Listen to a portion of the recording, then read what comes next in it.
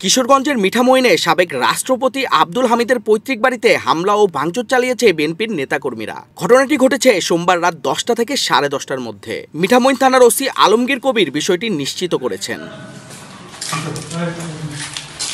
Police ও স্থানীয়দের বরাতে জানা গেছে, জুলাই গণ অভ্যুত্থানে সংঘটিত মানবতা বিরোধী অপরাধের মামলায় শেখ হাসিনা ও আসাদুজ্জামান খান কামালের মৃত্যুদণ্ডের রায় ঘোষণার পর উপজেলা বিএনপি আনন্দ মিছিল বের করে। প্রায় 60 থেকে 70 জন কর্মী অংশ নেন মিছিলে।